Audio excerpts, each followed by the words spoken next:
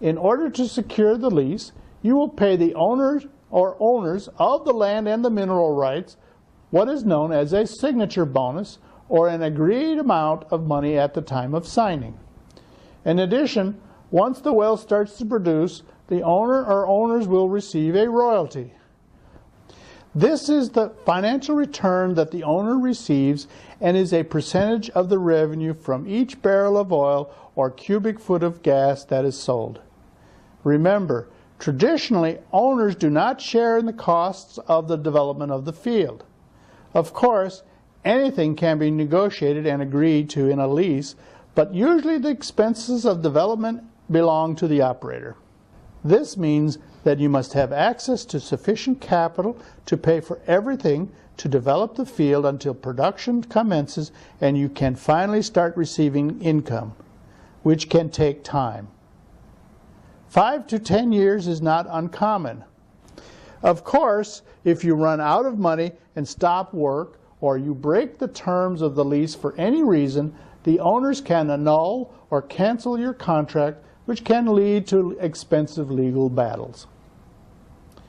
In addition to having to become familiar with the above-mentioned terms and conditions, you'll also have to follow the rules and regulations of the U.S. or Canadian government regulatory bodies. Called regulatory oversight, these agencies have the right to monitor your drilling activities to ensure that your drilling methods and activities follow approved government agency policies and best practices to maximize efficient recovery of hydrocarbons. For instance, the rule of capture ensures that whoever produces the oil and gas can claim it even though that petroleum might have crossed property lines as it migrated into your well. There are also regulations governing slanted holes, or the offset drilling rule, so that you aren't tempted to drill into or near someone else's property. In addition, these regulatory agencies can help ensure that the health and safety of the workers and people living near the drilling sites are protected. The governments also set policy to protect the environment and the animals and wildlife that live there. I'm sure all of you are aware of BP's catastrophic disaster in 2010 near the Louisiana coast in the Gulf of Mexico in the United States that resulted in an environmental nightmare that could end up costing BP billions of dollars to clean up. Because well-established safety policies and procedures appear to have been ignored or neglected, which resulted in the deaths of 11 people on the rig floor, the CEO of BP was forced to resign, and the reputation of BP as an IOC has been severely tarnished. One cannot easily predict how BP's decision to put profits above safety and the environment will impact this formidable company and its bottom line. Know, though, that international oil companies, including BP, will study in great detail the series of events that led to the explosion of this deep-water offshore well in order to prevent a catastrophe like this from happening again. It will also serve to remind the decision makers, both high and low, that they ignore the health and safety of workers and the environment at the cost of their own economic well-being.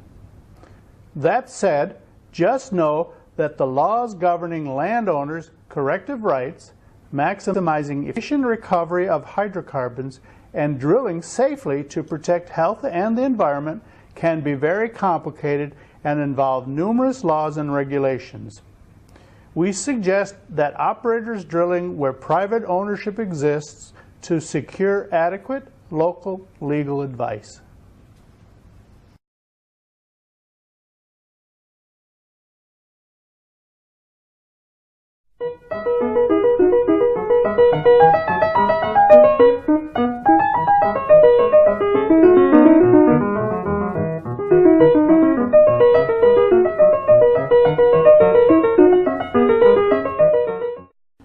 Once you receive the lease, there are also a number of financial options available to you. If you think there is a possibility of striking oil, you might want to develop the property alone. If financing is tight or costs are unusually high, you might want to take on a partner. If you have other pressing obligations and cannot devote time to explore this site, you might want to seek a farm out. This means you let someone else develop the site, but you keep some financial interest. Drilling funds can also be raised from private individuals as limited partners. Outside the United States and parts of Canada, other host countries have their own laws or regulations to govern mineral deposits, and each presents its own benefits, rewards, drawbacks, or dangers. One thing, however, that all host countries have in common is that the mineral rights in these lands belong to the country's sovereign or legal government. These host countries, defined as countries with oil-bearing sedimentary formations under their jurisdictions, control access to all oil and gas deposits within their borders and within certain limits offshore. It is with them that you, the operator, will negotiate and sign any contracts if you want to drill within their borders or their coastal waters. Remember, sovereign states have more powers than private enterprise. By controlling the local courts, these host countries can break and annul contracts legally. Since they make the laws, they can change the laws. Many countries have expropriated or nationalized their oil fields when production finally gets underway and the money is flowing in. So know the history and traditions of the leaders you are dealing with, and then analyze and evaluate your risks. Let's look at some examples of how the host country can change the terms to negatively affect you. Maybe under the original agreement, you might have been able to extract 100,000 barrels of oil per day.